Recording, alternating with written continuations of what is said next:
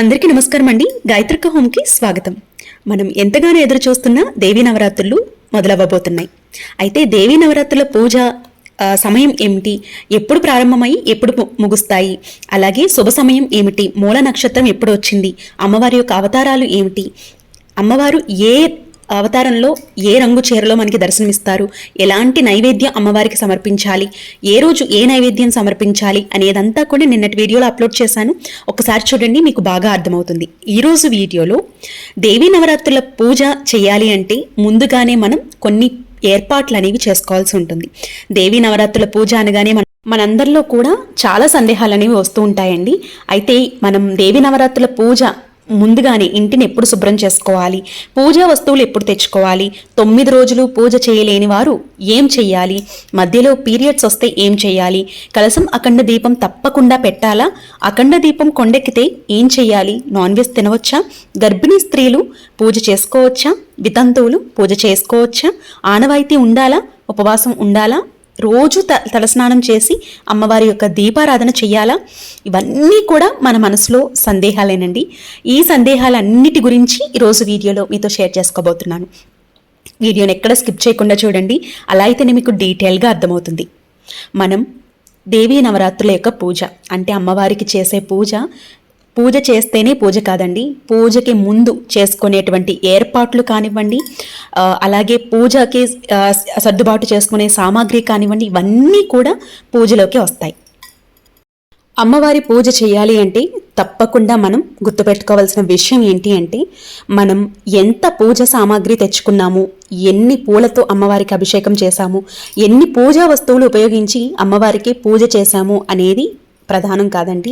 మనకి ఎంత మంచి మనసు ఉంది, స్వచ్ఛమైన మనసుతో, కల్మషం లేని మనసుతో ఇంటిని పరిశుభ్రంగా ఉన్న ఇంట్లో అమ్మవారికి పూజ చేస్తే అమ్మ తప్పకుండా కొలువై ఉంటారు. మనకి ఉన్నటువంటి బాధ అంతా కూడా అమ్మవారికి తెలుసు కాబట్టి మనకి ఉన్నంతట్లోనే అమ్మవారికి పూజ చేస్తే తప్పకుండా సంతోషిస్తారండి.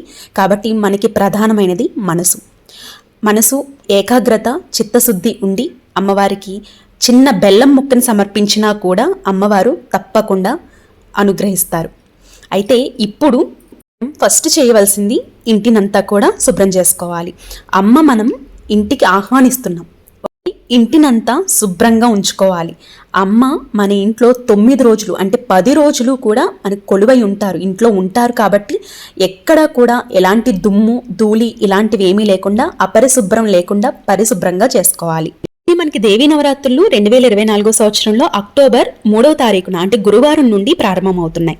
అయితే మనం ఇంటిని ఎప్పుడు శుభ్రం చేసుకోవాలక్క అని చాలామంది అడుగుతున్నారండి. అయితే మనకి అక్టోబర్ 2 మనకి అమావాస్య వచ్చిందనమాట.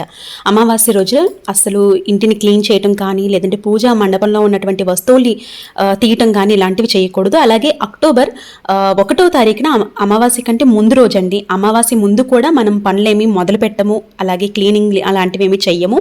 పైగా మనకి ఆ రోజు మంగళవారం కూడా వచ్చింది కాబట్టి ఆ రోజు కూడా మనం క్లీనింగ్ వర్క్ అనేది చేసుకోకూడదు. అయితే అక్టోబర్ 30 వరకు ఏదైతే ఉందో ఆ 30 తారీఖు లోపు మీరు క్లీనింగ్ అనేది పూర్తి చేసేసుకుంటే చాలా మంచిది. దేవీ నవరాత్రులు మొదలైన తరువాత మాత్రం క్లీనింగ్ వర్క్ అనేది చేసుకోకూడదండి. ముందుగానే అక్టోబర్ 1వ తారీఖు ముందుగానే సెప్టెంబర్ 30 లోపు మీరు క్లీనింగ్ వర్క్ అంతా కూడా చేసేసుకోవచ్చు. అయితే చాలా మందికి ఆటంకాలు, పీరియడ్స్ అనేవి వస్తూ ఉంటాయండి. నవరాత్రుల్లో కనుక మీకు పీరియడ్స్ వచ్చి ఆటంకం వస్తుంది అనుకుంటే కనుక మళ్ళీ మేము పూజ ఎప్పుడు చేయాలక్క అని అడుగుతూ ఉన్నారు. అయితే మీరు మీకు డేట్ని బట్టి మీరు సంకల్పం అనేది చెప్పుకోండి. మీకు తెలుస్తుంది కదండి మీకు ఆటంకం ఎప్పుడు వస్తుంది అనేది. ఒకవేళ మీకు దేవీ నవరాత్రుల్లో కనుక ఆటంకం ఉంది అనుకుంటే ఆఖరి 9 రోజుల్లో మీరు పూజ అనేది నిర్వహించుకోవచ్చు. ఈలోపు మంగళవారం శుక్రవారం కాకుండా ఈలోపు మీరు ఇంటినంతా కూడా క్లీన్ చేసుకోవచ్చు అనమాట. 9 రోజులు నిర్విరామంగా పూజ చేయాలి అని నియమం ఏమీ లేదండి.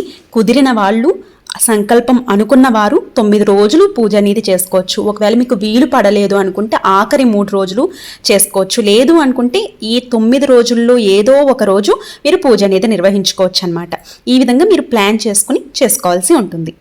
ఒకవేళ మీరు సంకల్పం అనుకుని 9 రోజులు పూజ చేసుకోవాలి అనుకున్నవారు దేవీ నవరాత్రులు మొదలవ్వక ముందే అంటే సెప్టెంబర్ 30 లోపే ఇంటినంతా క్లీన్ చేసుకోవాల్సి ఉంటుంది. అయితే పూజా సామాగ్రి ఎప్పుడు తెచ్చుకోవాలక్క అనే విషయానికి వచ్చినట్లయితే కనుక అది కూడా మీరు 1, 2 ఈ ప్రాంతంలో మాత్రం అంటే ఈ సమయంలో మాత్రం పూజా సామాగ్రి తెచ్చుకోవద్దు. ఎందుకంటే అమావాస్య కంటే ముందు రోజు తెచ్చుకోము కదండి. అమావాస్య ముందు రోజు తెచ్చుకోము, అమావాస్య రోజు తెచ్చుకోము. అమావాస్య ముందు రోజు పైగా మనకి మంగళవారం వచ్చింది కాబట్టి పూజా సామాగ్రి తెచ్చుకోవడానికి అది అనువైన సమయం కాదు. కాబట్టి సెప్టెంబర్ 30 లోపు ఏ రోజైనా కూడా మీరు పూజా సామాగ్రి అనేది తెచ్చుకోవచ్చు. అయితే ఇంటినంతా క్లీన్ చేసుకున్న తరువాతే పూజా సామాగ్రి తెచ్చుకోవాల్సి ఉంటుంది. అయితే ఈ అమ్మవారి పూజ చేసుకోవాలి 9 రోజులు చేసుకోవాలి అనుకుంటే ఆనవాయితీ ఉండాలా అక్క అని అడుగుతున్నారు. అలాంటిది ఏమీ లేదండి. అమ్మవారి పూజ ఎవరైనా చేసుకోవచ్చు. ప్రశాంతమైనటువంటి మనసు ఉంటే చాలు. అమ్మవారికి ఆనవాయితీ ఉండి పూజలు చేయవలసిన అవసరం ఏమీ లేదనమాట. కొత్తగా అమ్మవారిని పూజించాలి అనుకున్నా కూడా చక్కగా పూజించుకోవచ్చు. ఎలాంటి భయాలు ఇబ్బందులు పడకుండా ప్రశాంతంగా పూజ అనేది చేసుకోవచ్చు. అయితే ఒక్క సంవత్సరం పూజ చేసుకున్న తర్వాత ప్రతి సంవత్సరము కూడా అమ్మవారి పూజ చేసుకోవాలని అడుగుతున్నారండి. ప్రతి సంవత్సరం అమ్మవారికి పూజ చేసుకోవటంలో తప్పేమీ లేదు. ఎందుకంటే మీరు పూజ చేసుకున్న తరువాత మీ సంవత్సరం కాలంలో ఖచ్చితంగా మీ జీవితంలో మంచి మంచి మార్పులు అనేవి తప్పకుండా చూస్తారు. ఒకవేళ వీలు పడలేదు, మేము ఊరు వెళ్ళవలసి వచ్చింది, మా ఇంట్లో ఏదైనా ప్రాబ్లం ఉంది, మేము చేసుకోలేకపోతున్నాం, ఏదైనా ఆటంకం వచ్చింది అని అనుకుంటే కనుక ప్రతి సంవత్సరం పూజ చేసుకోకపోయినా పర్వాలేదు. అలా కంటిన్యూ చెయ్యాలి అనే రూల్ ఏమీ లేదు. అయితే అమ్మవారి యొక్క ఫోటో లేకపోతే ఏ ఫోటో పెట్టుకోవాలక్క అని అడుగుతున్నారండి. అలాగే అమ్మవారి యొక్క ఫోటో ఎలా ఉండాలి అనేది కూడా అడుగుతున్నారు. చాలామంది పులి మీద కూర్చున్నటువంటి అమ్మవారి కనకదుర్గమ్మ అమ్మవారి ఫోటో పెట్టుకోవచ్చా అని కూడా అడుగుతున్నారండి. అయితే పులి మీద కూర్చున్నటువంటి అమ్మవారి యొక్క ఫోటో తప్పకుండా పెట్టుకోవచ్చండి, ఇబ్బంది ఏమీ లేదు. మా ఇంట్లో అయితే అమ్మవారి పులి మీద కూర్చున్నటువంటి అమ్మవారి యొక్క ఫోటో ఉంటుంది, మీరు చూసే ఉంటారు. అయితే విగ్రహం ఉన్నా పర్వాలేదు, లేదంటే కనకదుర్గమ్మ అమ్మవారి ఫోటో పులి మీద ఉన్నటువంటి ఫోటో ఉన్నా పర్వాలేదు, లేదంటే కనకదుర్గమ్మ అమ్మవారి యొక్క చిత్రపటం ఏదైనా పర్వాలేదు, కానీ కళగా ఉండాలి, చక్కటి కళ ఉట్టి పడుతూ ఉండాలన్నమాట. అలాగే ఒకవేళ ఈ ఫొటోస్ ఏమీ లేవు అనుకుంటే 9 రోజుల్లో అవతారాలు ఉంటాయి కదండి. ఈ 9 రోజుల్లో ఏ అవతారంలో ఉన్నటువంటి ఫోటో అయినా పర్వాలేదు. అంటే అన్నపూర్ణమ్మ అమ్మవారి యొక్క విగ్రహం ఉన్నా పర్వాలేదు, అన్నపూర్ణమ్మ వారి యొక్క ఫోటో ఉన్నా పర్వాలేదు, లక్ష్మీదేవి అమ్మవారి ఫోటో ఉన్నా పర్వాలేదు. ఏ ఫోటోకైనా మీరు అమ్మవారిగా భావించి పూజ అనేది నిర్వహించుకోవచ్చు. ఈ 9 రోజులు కూడా పూజ చేయటం కుదరదక్క, మేము ఎప్పుడు పూజ చేసుకుంటే మంచిది అని అడుగుతున్నారు. మీరు 9 రోజులు పూజ చేయటం కుదరదు అనుకున్నవారు మొదటి రోజు, లేదంటే మూలా నక్షత్రం రోజు, లేదంటే దుర్గాష్టమి రోజు పూజ అనేది చేసుకోండి, చాలా మంచిది. ఒకవేళ ఈ టైంలో కూడా మీకు పూజ చేసుకోవటం వీలు లేదు అనుకుంటే కనీసం దశమి రోజైనా కూడా మీరు పూజ చేయటానికి ప్రయత్నించండి. ఒకవేళ ఇంట్లో పూజ చేసుకోలేకపోయినా మీరు టెంపుల్కి వెళ్ళి అమ్మవారిని దర్శించుకోవచ్చు. అయితే ఈ పూజ చేయటానికి 9 రోజులు కూడా పూజ చేయటానికి, లేదంటే ఒక్క రోజైనా కూడా పూజ చేయటానికి కలశం అఖండ దీపం పెట్టుకోవాలా అని అడుగుతున్నారండి. అయితే కలశం అఖండ దీపం పెట్టుకోకపోయినా పర్వాలేదు, మీరు చక్కగా పూజ అనేది చేసుకోవచ్చు, అది రూల్ ఏమీ లేదనమాట. కానీ ఇక్కడ గుర్తుపెట్టుకోవాల్సిన విషయం ఏమిటంటే కలశం అఖండ దీపం పెట్టుకోవాలి అంటే మీరు పూర్వీకుల నుండి వస్తున్నటువంటి ఆన్మ ఉందా లేదా అనేది తెలుసుకోవాల్సి ఉంటుందన్నమాట.